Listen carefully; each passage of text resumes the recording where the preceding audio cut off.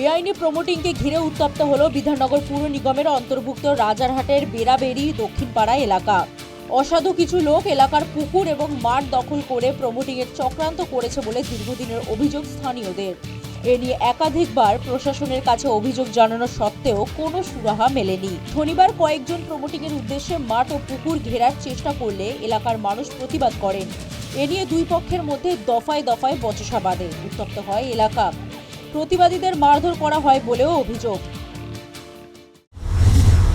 জায়গাটা আমাদের ছিল, মানে বাচ্চারা খেলাধুলা করতো। তারপরে সব আমাদের খেলা মাঠের জন্যই আমাদের কাগজপত্র দেওয়া হয়েছিল, এই যে কাগজপত্র আছে আমাদের। তারপরে এখানে সব দাদারা এসছে, টাকা খেয়ে বলি যে এই জায়গাটা আমরা ঘিরবো। আজাদ দাদা এসেছিল, তারপরে বেনু এসেছিল। আজাদ হচ্ছে গুন্ডা, নারায়ণপুর টপ গুন্ডা। কোথাকার গুন্ডা? নারায়ণপুরে। কি করছিল সে এখানে এসে? উনি এখানে এসেছিল, মনে করে যে আমরা গুন্ডা আছি, আমরা সব ভয় থেকে কেঁপে যাবো।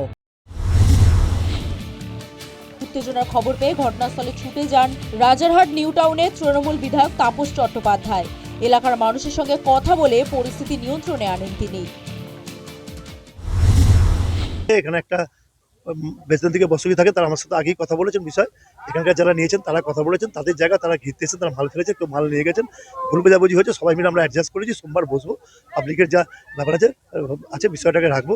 আমি চিরকালই এই নীতিতে বিশ্বাস করি, বেড়াবেড়ি মানুষ যাতে কোনো ভুল বোঝাবুঝি না হয়। আমি নিজে চলে এসেছি সব মিডিয়া থেকে, আমরা ব্যাপারটাকে রেখেছি। আপনারা সকলেই থাকুন, সুতরাং এটা আমরা বসে সেটেলমেন্ট করবো, কোনো অসুবিধা হবে না। রাজারহাটে দীর্ঘদিন ধরে একটি বেআইনি প্রমোটিং চক্র সক্রিয়। এর আগেও একাধিকবার উত্তেজনার ঘটনা ঘটেছে। বারবার একই ঘটনার পুনরাবৃত্তির জন্য স্থানীয় প্রশাসনের ভূমিকায় উঠছে প্রশ্ন। তাহলে কি সরকার ও পুলিশ প্রশাসনের মদতেই প্রমোটার রাজ? স্থানীয় মানুষের একাংশের ধারণা তাই। News time.